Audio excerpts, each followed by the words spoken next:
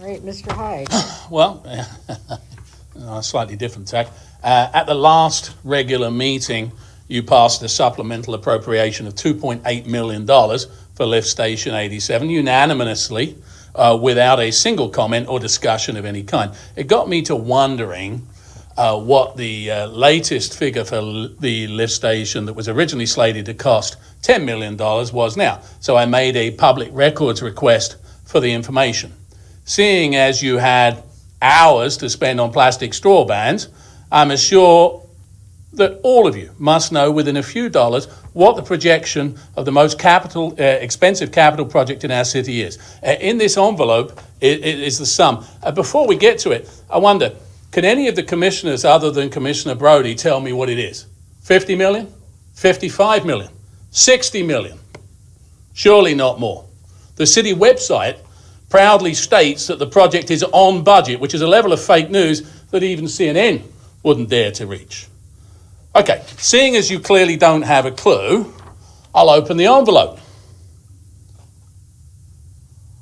And we can all look at it on the overhead projector.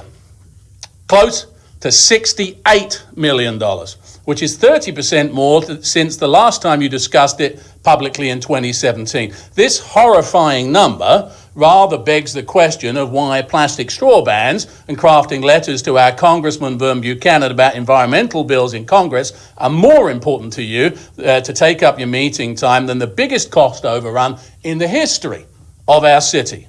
Simply put, it's because some of you, looking away now, prefer style over substance and grandstanding over actual fiscal governance. You recently passed, with barely a murmur of dissent from three of you, a $300 million capital program for utilities to be paid for by a 44% increase over 10 years in our water bills. Our Vice Mayor said, and I quote, "We have no choice," which struck me as odd, as just a year ago, the same utilities director came to you proudly saying there's no need for increases and the state of the utilities is good. Was he wrong then in 2018 or is he wrong now in 2019? Or why didn't one of you ask that question before saying we have no choice?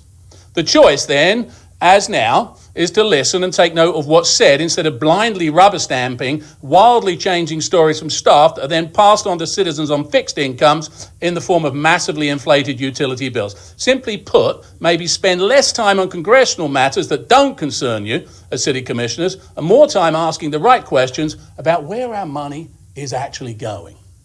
Thank you. Thank you.